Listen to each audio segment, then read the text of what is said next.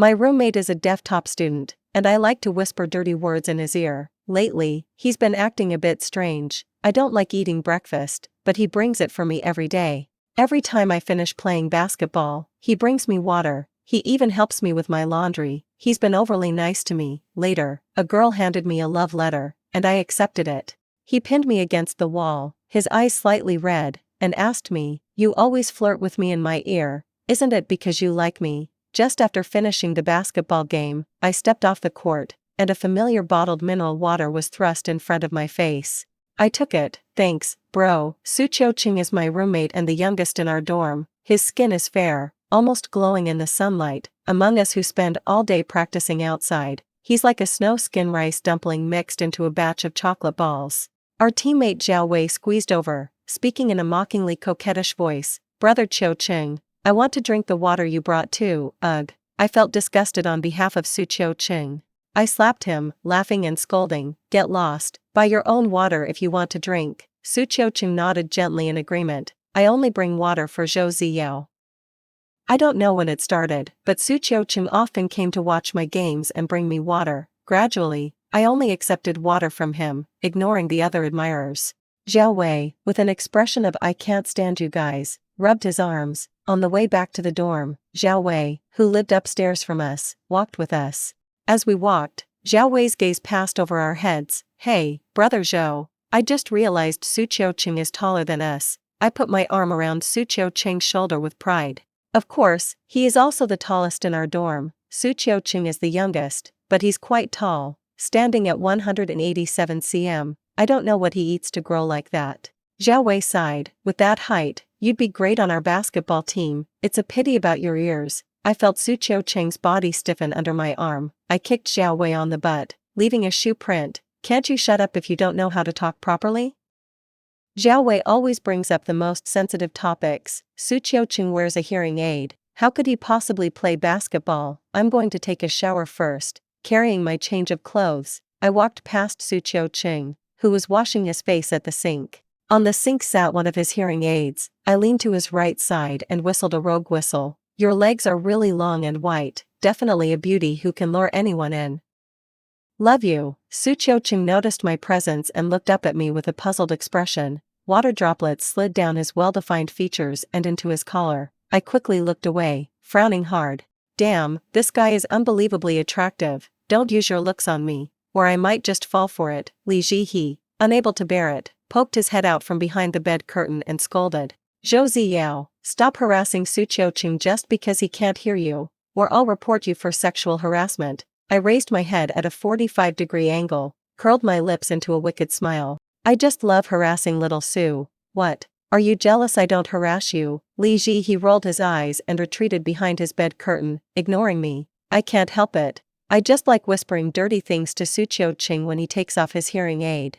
He can't hear it anyway." Wait, why are Sucho Cheng's ears so red? After sweating from playing basketball, I felt much better after a shower. As I left the bathroom, I glanced at the laundry basket, and as expected, it was empty again. Sucho Cheng had washed my clothes again. Drying my hair with a towel, I sat down at my desk, where a peeled and sliced orange lay. The oranges on other roommates' desks were still whole. Sucho Cheng turned his chair to face me, eyes sparkling. "Is it good?" I took a piece with a fork and nodded. "Very sweet," I absent-mindedly thought. Has Sucho Cheng been treating me too well lately? He knows I like eating fruit but find it too troublesome to prepare, so he always peels and slices it for me. Something's off. Why is he so nice only to me? With a head full of thoughts, I drifted into sleep. With a full schedule of classes in the morning and a restless night, I dragged my weary soul to barely pay attention in class.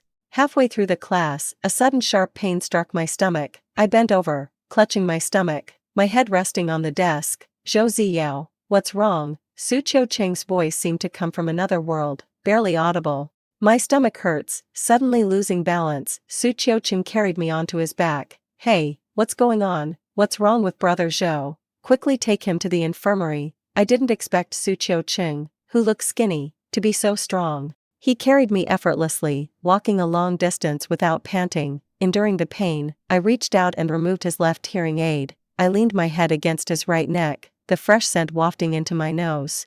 So fragrant, I need to ask what brand of detergent he uses. I whispered into his right ear, my breath warm against his skin. Su-Chio-Chung, why are you so good to me? I'm falling for you.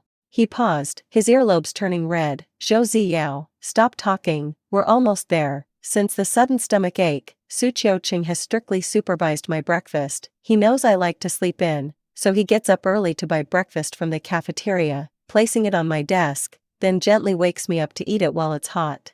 He tolerates all my morning grumpiness. This scene of deep brotherly love makes our other two roommates looking like they were at a loss for words. They complain that I treat Su-Chio-Chung like a nanny. But Su-Chio-Chung just smiles gently, saying, I just want to treat Zhou Ziyao well. Damn, I really can't imagine what kind of woman would enjoy such a wonderful man in the future. Our school held a campus singer competition, and my classmates encouraged me to participate, but I was having trouble choosing a song. While selecting songs on my computer, Li Ji he suddenly shouted. It's going to rain heavily, go get the blankets. Wearing headphones, I didn't hear him. By the time I realized I was alone in the dorm, Su-Chio-Chung came in with my blanket. But his blanket, rescued too late, was already soaked, so, the question of how Su-Chio-Chung would sleep that night arose. Su-Chio-Chung's bed was near the air conditioner, and he couldn't sleep without a blanket when the AC was on. We didn't have any spare blankets in the dorm, and I considered borrowing one from other dorms, but Su-Chio-Chung stopped me. I'll squeeze in with you tonight. I have bad sleep habits, better not. Su-Chio-Chung lowered his eyes, lips pursed, looking a bit downcast and pitiful. I got my own blanket wet while taking yours down. Can't you let me stay over for one night? I gritted my teeth. Okay, having two boys, both over 8 meters tall, squeezed into a bed less than a meter wide is quite a challenge. Su-Chio-Chung and I could only sleep on our sides, staring at each other. Go to sleep, close your eyes. Su-Chio-Chung still looked at me intently. Oh, I forgot. He had taken off his hearing aid and couldn't hear me. I raised my hand to close his eyelids. He closed his eyes, his long eyelashes brushing against my palm, tickling a bit. I tucked in the corner of the blanket for him, jokingly saying, well, I guess we've officially slept together. Not caring that he couldn't hear, I closed my eyes and fell asleep. In my dreams, I felt suffocated, like an octopus had wrapped around my limbs. It was so uncomfortable. When I opened my eyes in the morning, a handsome face was inches from mine. My hands and feet were still draped over Su-Chio-Chung. Our noses were touching, breaths mingling, just a few centimeters from kissing. I quickly pulled back, my head banged against the wall, and I yelped in pain, immediately covering my mouth. I climbed out of bed quietly, holding onto the bed frame, wincing in pain. That hit was hard. Could I have a concussion? Looking up, I met the knowing smile of my roommate, Feng Jiaming. His gaze was suggestive as he glanced down at me and teased, oh, you can still get out of bed? Must hurt a lot, huh? Me, what's his problem? Surprisingly, Su-Chio-Chung woke up later than me. This time, we switched roles, and it was my turn to wake him up. I gently nudged his arm, no response, pinched his cheeks, no response. I complained, it's not even this much trouble to wake up a wife. The next second, Su-Chio-Chung woke up, half asleep. He hugged me, rubbing his face against my neck, his voice husky from sleep. Good morning, wife. Me, what the heck? He must still be groggy from sleep. Something's wrong. Su-Chio-Chung is acting strange, calling me wife. Distracted, I missed my fourth three-pointer. Noticing my poor state, my teammate came over curiously. Brother Zhou, why are you so weak today? I tossed the ball to him. Get lost. Instinctively, my eyes scanned the stands, finding them empty, missing that familiar figure. Oh, right, Su-Chio-Chung mentioned he had to make up a lab project tonight. Leaving practice early, I leaned against the gym door, thinking for a moment. I took out my phone and posted for help. My roommate is being unusually nice to me. What should I do? I anonymously explained the situation between Su-Chio-Chung and me, hoping for help from the all-knowing netizens. On the way back to the dorm, I didn't watch my step and bumped into a girl. She scraped her knee, bleeding, so I quickly took her to the infirmary. After helping her get bandaged up, I bought her a big bag of snacks from the store. Sorry, I didn't see you. I'm really sorry. The girl blushed slightly, whispering, it's okay. For the next few days, I visited her class, bringing her milk tea and desserts to apologize. Rumors started spreading that I was interested in this girl. One day, she came to the basketball court and handed me a love letter. With many onlookers, I was afraid of embarrassing the girl. so I accepted it for the time being. The next moment, someone burst through the crowd. Su Chiochun grabbed my collar, pushing through the crowd and pinning me against the wall. His eyes were slightly red and moist, voice hoarse, squeezing out each word. You always flirt with me in my ear. Isn't it because you like me? Zhou Ziyao. Are you just playing with me? I was thunderstruck. My first reaction was to blurt out, "You can hear?" All those dirty words I said were when he had taken off his hearing aid. Su Chiochun pointed to his left ear. I'm deaf in one ear. Then he pointed to his right ear. This ear can barely hear. My brain continued to freeze, so, every time I teased him, he heard it. Thinking back, I always whispered dirty words into his right ear. My world began to spin. Damn, no wonder he only wore a hearing aid in his left ear. I stayed silent for too long, and Su Chiocheng's gaze seemed to pin me to the wall. Say something, Zhou Ziyao. I. My tongue started to tie. Did I turn Su Chiocheng gay with my dirty talk? How do I explain? I was just teasing him. Looking at it this way, I really was a trash man. Su Chiocheng must hate me. I could even hear his teeth grinding in anger. He let go of my collar, gave me a deep look, and left without another word. A tear from Su Chiocheng's eyes fell on my face, the wind blowing, bringing a chill.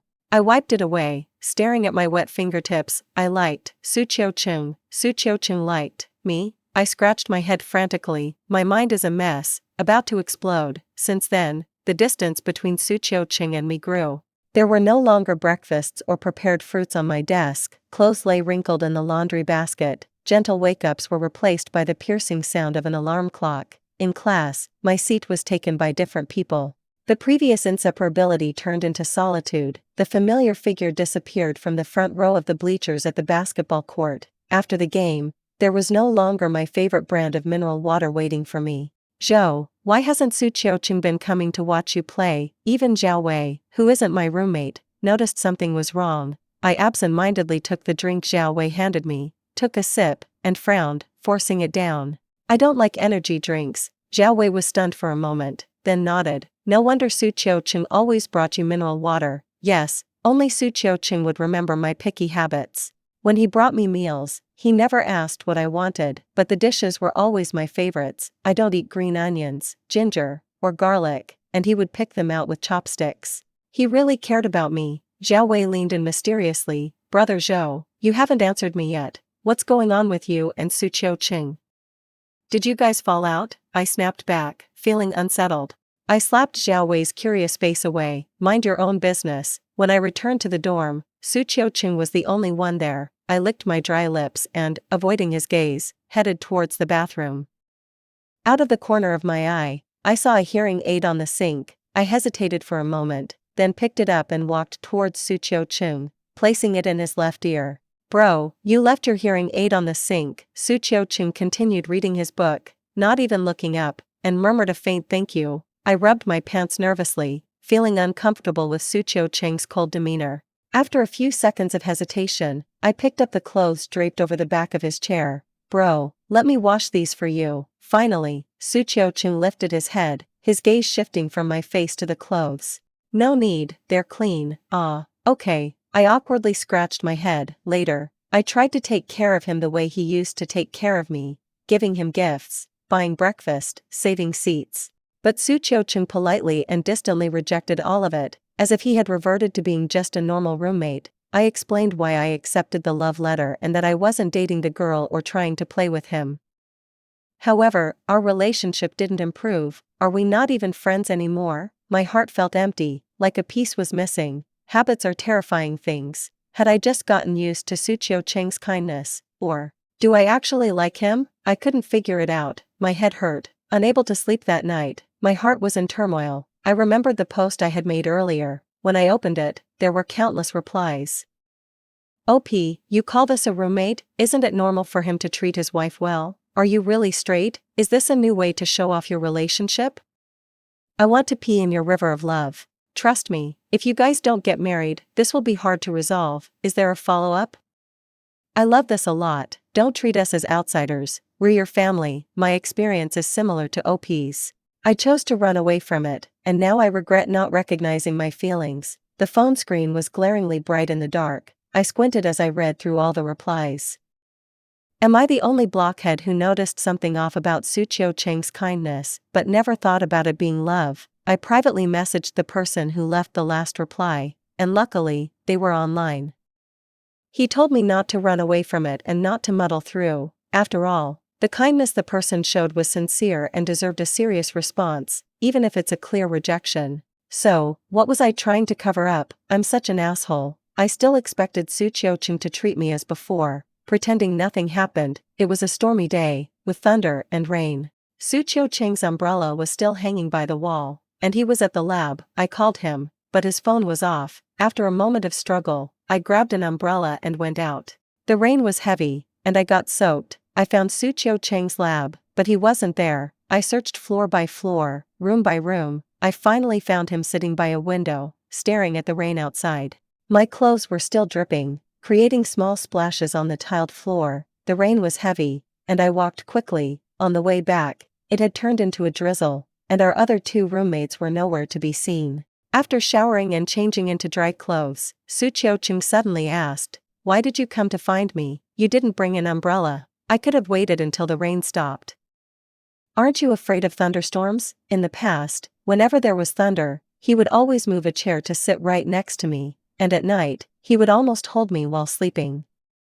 Suchio Cheng fell silent. The emotions in his eyes were unreadable. I walked over to him, placing a hand gently on his shoulder. "Suchio Cheng, let's talk." Suchio Cheng chuckled softly. "Talk about what? About dating?" I was stunned. "I want to talk seriously. We have nothing to talk about besides dating." I sighed. "I really want to have a proper conversation with you." Suchio Cheng stood up from the chair, grabbed my wrist forcefully with one hand, pulling me closer until he was almost whispering in my ear.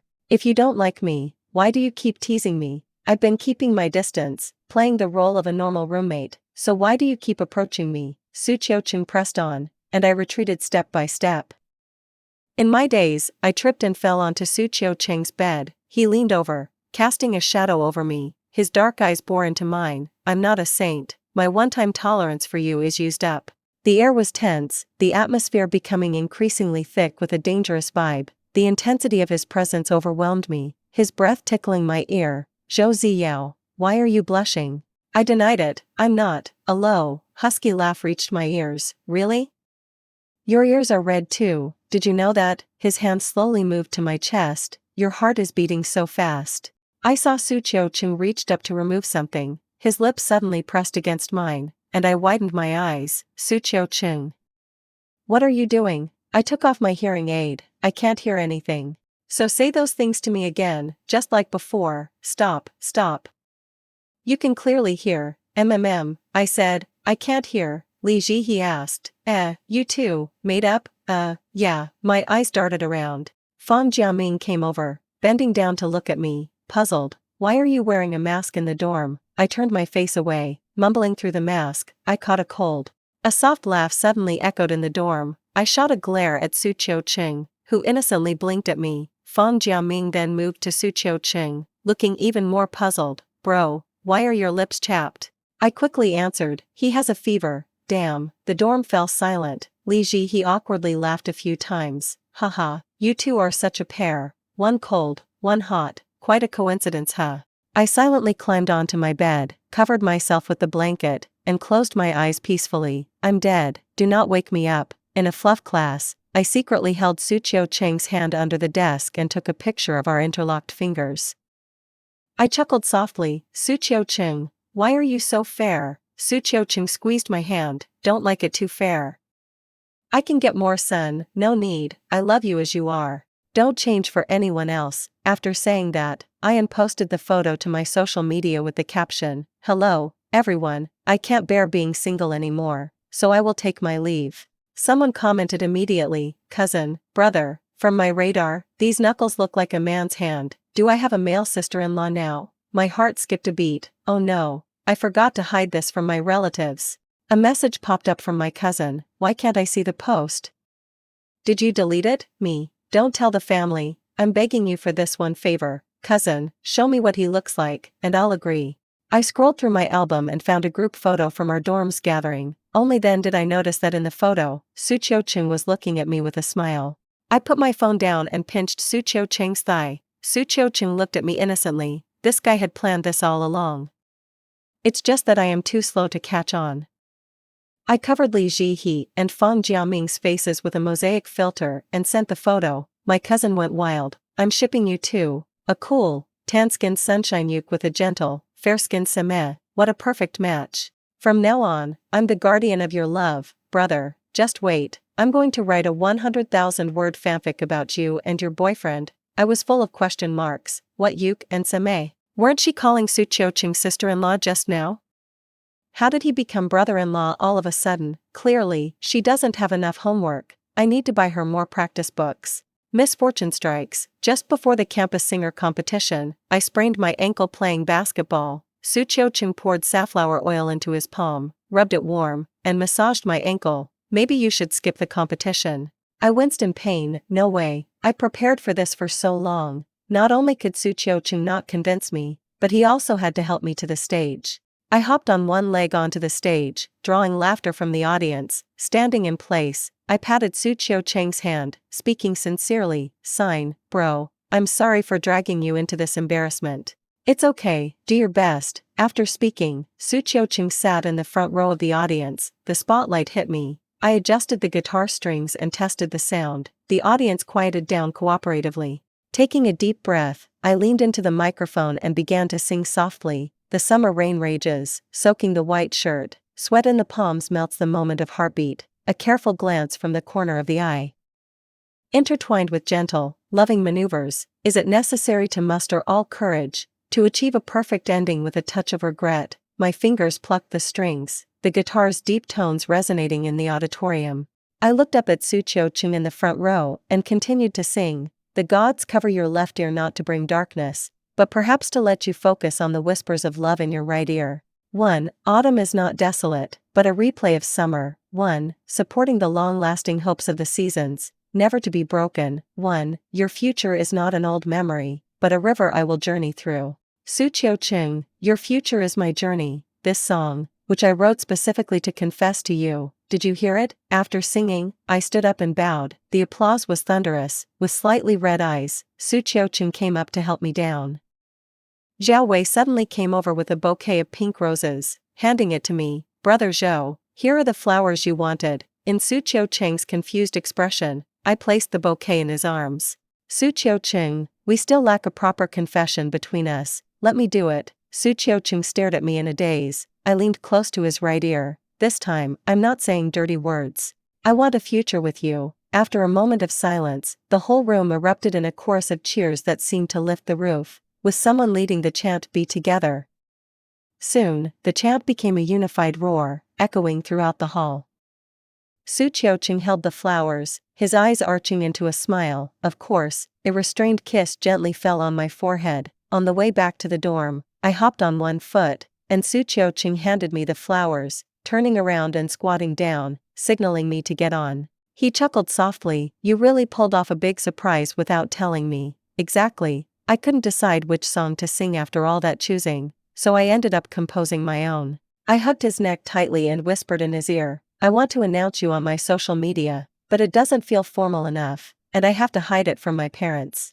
This move of mine was indeed high profile. Our other two roommates didn't seem surprised at all. Their expressions could even be described as relieved. I raised an eyebrow. You guys don't have anything to ask?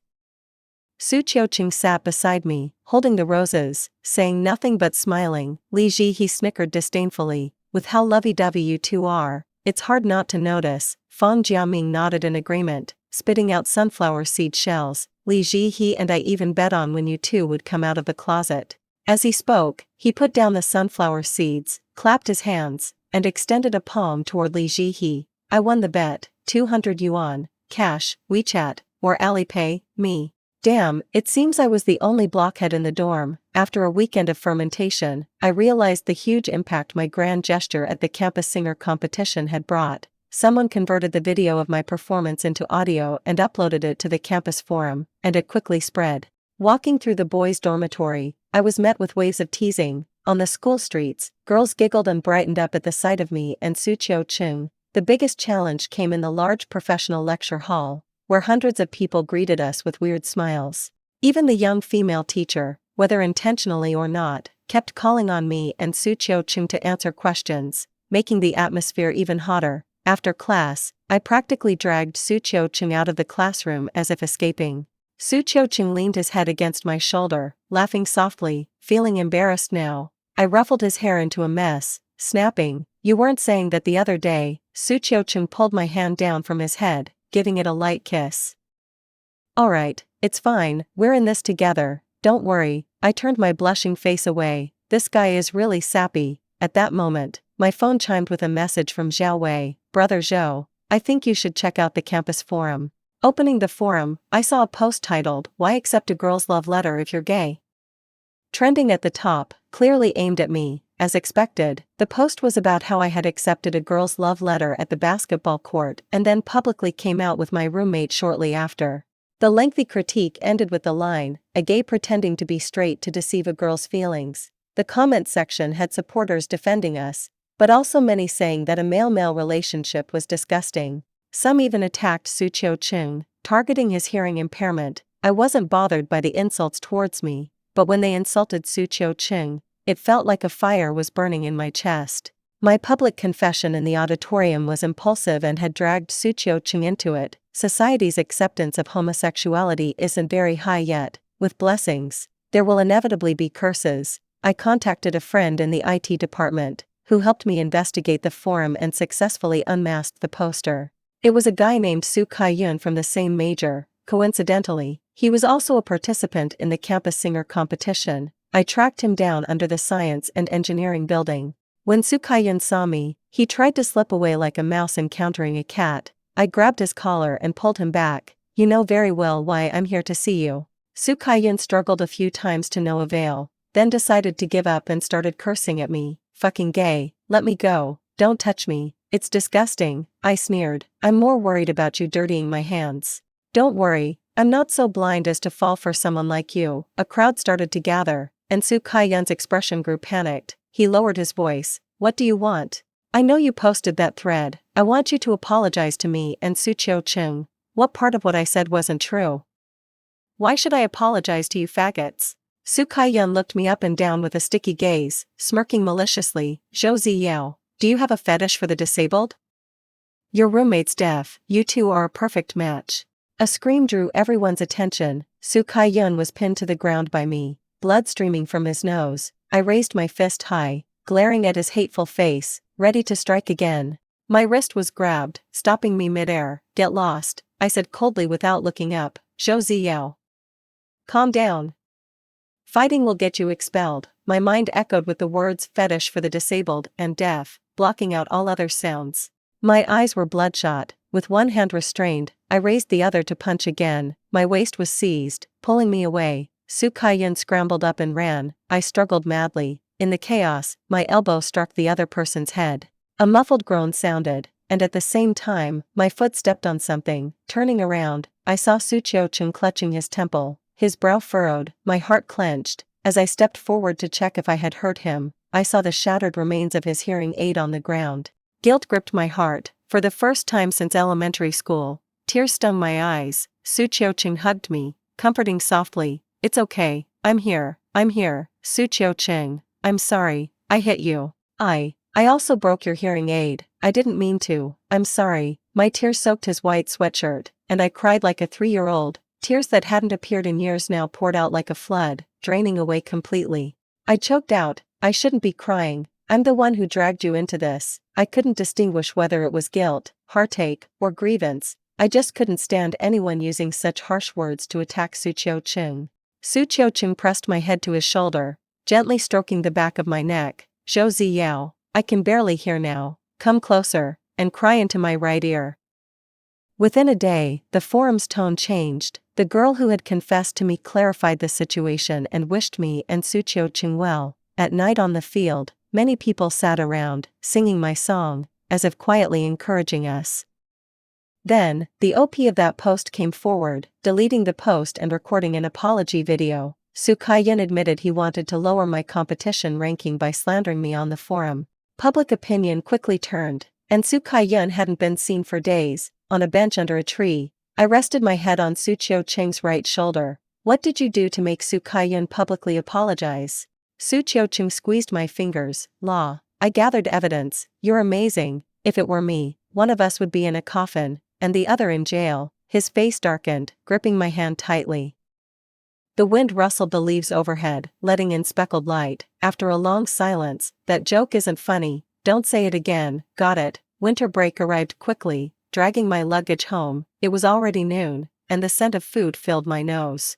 My mom came to take my backpack. Oh, you must be tired from the trip. Come and eat. I made all your favorite dishes. Okay, thanks, Mom. At the table, my mom handed me a bowl of soup. Ziyao, you're a sophomore now. Have you met anyone you like at school? My hand paused midair with the chopsticks, and I muttered, no. My mom looked puzzled. My son is so handsome. How come you don't have a partner?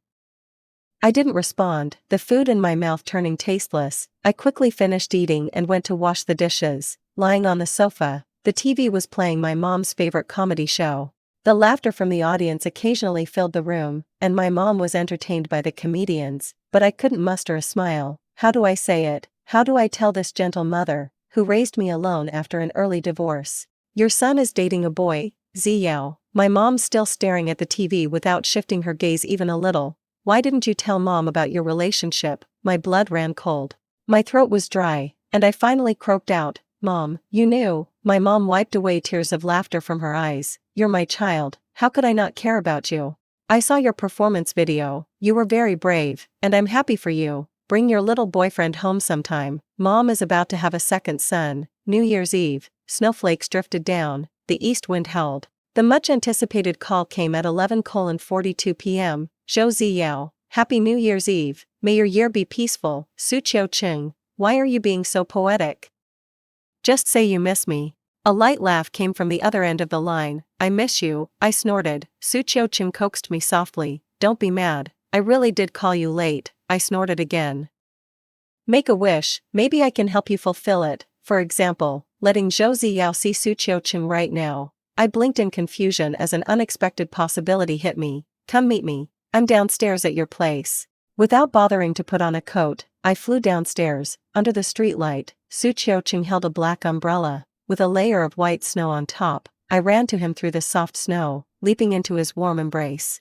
Su Qiuqing unzipped his down jacket and wrapped me inside. He joked, wearing this outfit today was the right choice. It's big enough to wrap around both of us big guys. Ignoring his joke, I asked, why did you come? Su Qiuqing's home is in Lin City, several hours away by car. How could I miss our first New Year's Eve together?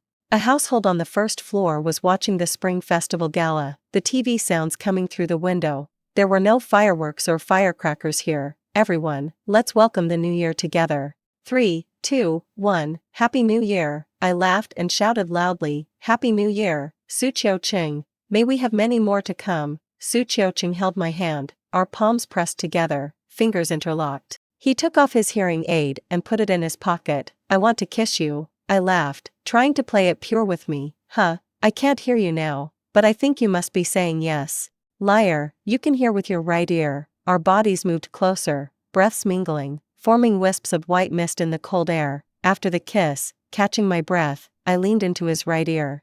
I love you. The gods cover your left ear not to bring darkness, but perhaps to let you focus on the whispers of love in your right ear.